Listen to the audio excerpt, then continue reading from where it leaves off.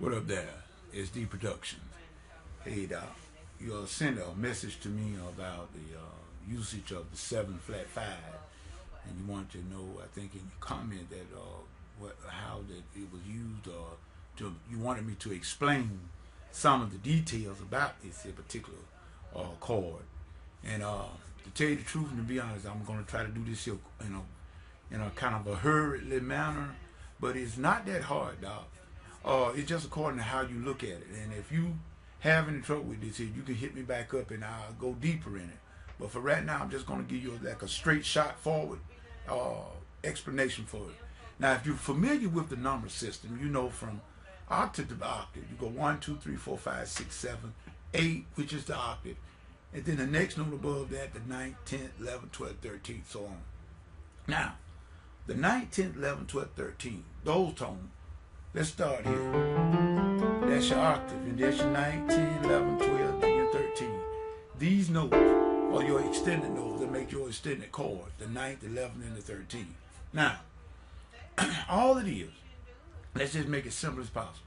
If you want okay, let's say you got a C major 7, which is that right there. That's a C major 7. What make it major is because of that 7th tone there. That's a major 7. If you lower that tone, that makes it a minor 7, but we don't call it that. We call it a dominant 7, because most of the time that chord is used in the context of being on the 5th degree of the scale of the key that you're in. So for instance, if we're in the key of C, the G will be the 5th, the dominant. And most of the time that is the key, that is the chord that is built, the dominant function, where we get the dominant 7 chord. You can see it labeled G7. Or you might see it labeled G dominant 7. You can, it's the same thing. G dominant 7, G7, same thing. So that's how come it's get the dominant role.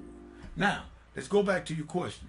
Now, 7 flat 5. Let's say that's C major 7 right there. You see your B, that's your major 7. Now you wanted the flat 5.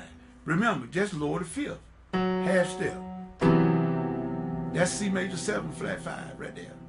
Now let's just say if you wanted that to be C minor 7 flat 5, that would be it right there. Now the only difference in that, that's got 2 names there. It's in harmonic. That could be the same thing as a C diminished, a C fully diminished, a C half diminished. That's what that is. It's the same thing as being a C minor 7 flat 5. That's the same thing. That's the same thing. Now, you can do this in any key, on any chord. So let's take another one. Let's say F. That's the F major. Okay, you want to get a major 7, add the 7. That make it F major 7. Lower the 5th degree. That's F major 7 flat 5. Because you lower the 5th tone by a half step. Do all of them same way. It's never changed. Let's go back to C major. Say if you want a C minor 9.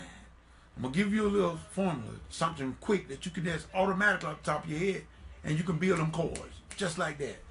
So now remember, I said these are the extended tones that make the 9th, 10th, 11th, 12th, 13th.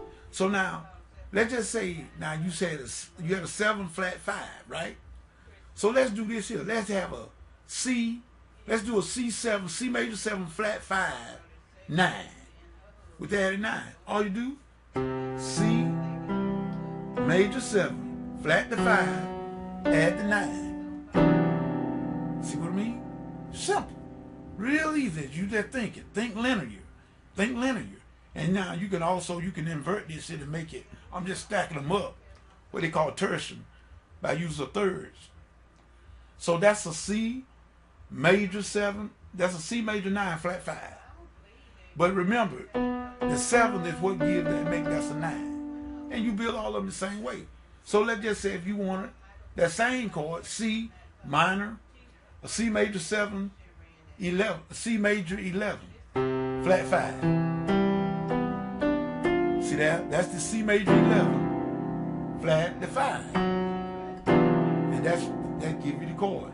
Now let's just say if you wanted a C major, C dominant 11.